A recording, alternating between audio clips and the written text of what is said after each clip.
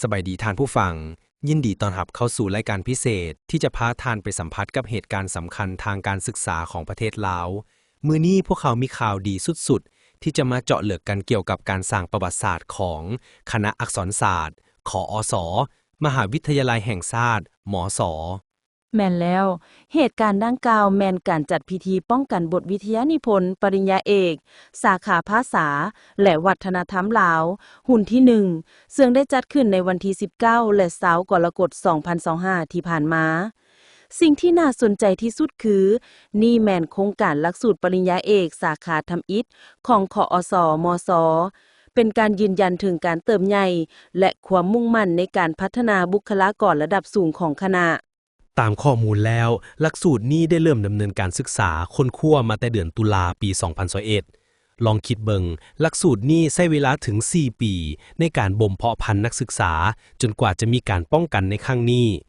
การสร้างหลักสูตรปริญญาเอกด้านภาษาและวัฒนธรรมลาวที่เป็นหุ่นบุกเบิกของคณะอักษรศาสตร์เองนั้นแสดงให้เห็นว่ามสให้ความสำคัญสูงต่อการอนุรักษ์และพัฒนาทรัพยากรมนุษย์ที่เจาะลึกในเอกลักษณ์ของชาติความท้าทายคือการเป็นหุ้นทำอิฐมักจะพบกับอุปสรรคและความบ่คุ้นเคยแต่เฮามาเบิ่งตัวเลขที่น่าภูมิใจเริ่มต้นมีนักศึกษาเข้าร่วมหุ้นที่1นี้ทั้งหมด7คนเป็นหญิงถึง5คนและในการป้องกันครั้งนี้มีผู้ที่สามารถสำเร็จการศึกษาและป้องกันบทได้4คนเป็นหญิงถึง3คนนี่เป็นการยืนยันว่าบทบาทของแม่หญิงในการค้นคว้าระดับสูงด้านภาษาและวัฒนธรรมแม่นมีความโดดเด่นและเข้มแข็งหลายขอสมเสยทุกท่านแท้ต่อไปเฮามาเบิ่งว่าสีบทค้นคว้าที่ผ่านการป้องกันนั่นเว้าถึงเรื่องอย่างแดซึ่งมันได้สะท้อนให้เห็นถึงทิศทางการค้นคว้าในยุคสมัยใหม่ผู้หญิงหัวข้อทำอิฐแม่นของท้าวจินดาสีพาลาสื่อบทค้นคว้าว่าการใช้ภาษาในสื่อสังคมออนไลน์ลาวการวิเคราะห์นี่เป็นหัวข้อที่ทันสมัยและสำคัญหลายเพราะว่ามันเจาะลึกถึงว่าภาษาลาวมีการเปลี่ยนแปลงถูกสร้างสรรค์หรือถูกนำใช้แนวใดในเวทีดิจิทัลเช่น Facebook หรือ TikTok มันสำคัญต่อการเข้าใจวิวัฒนาการของภาษาศาสตร์ในยุคโลกาภิวัตน์หัวข้อที่2แม่นของนางสมเหมาะปัญญาวงศ์สื่อบทค้นคว้าพหุภาษานำใช้อยู่บ้านน้ำลีเมืองสัมพันธ์แขวงผงสะลีการเจาะลึก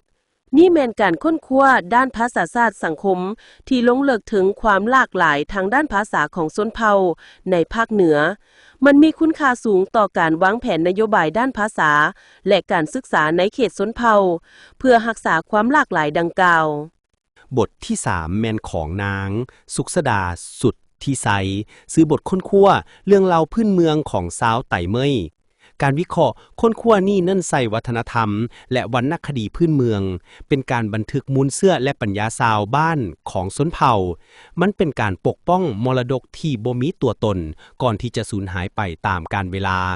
และบทสุดท้ายเป็นของนางแหนทองนันทวงศ์สื่อบทค้นคว้าความสัมพันธ์ระหว่างคำถามท้ายบทกับเนื้อในบทอ่านในแบบเขียนภาษาลาวสั้นประถมศึกษาการเจาะลึกหัวข้อนี้มันเกี่ยวข้องกับการศึกษาโดยตรงมันเป็นการประเมินคุณภาพของแบบเรียนภาษาลาวว่าเครื่องมือที่การสอนเฮาใช้อยู่นั่นมีความสอดคล้องและสามารถวัดผลการเรียนรู้ของเด็กน้อยได้แท้บ่ความสำเร็จนี้จะเกิดขึ้นบ่ได้เลยถ้าขาดอาจารย์ผู้เชี่ยวชาญที่มาจากทั้งภายในและต่างประเทศรวมทั้งอาจารย์ที่ปรึกษาที่ได้กล่าวสื่อไปในเอกสารโดยเฉพาะการให้เกียรติกล่าวเปิดพิธีของท่านห้องศาสตราจารย์ปออุ่นล่าศรีวันเพ็งห้องอธิการบดีมสซึ่งได้แสดงให้เห็นถึงการเอาใจใส่ของการนำขั้นสูงต่อการพัฒนาการศึกษาในระดับสูงสุดสรุปแล้วการป้องกันปริญญาเอกหุ่นทำอิฐของคณะอักษรศาสตร์ครั้งนี้บ่เพียงแต่เป็นเพียงพิธีการเท่านั้นแต่มันคือการเปิดประตูสู่การค้นคว้าระดับสากลที่เจาะลึกในปัญหาที่สำคัญของลาวมันเป็นสัญญาณที่ดีว่านับจากนี้ไปข้อมูลและความรู้ทางด้านภาษาและวัฒนธรรมลาวจะถึงสร้างขึ้นโดยนักวิชาการลาวเอง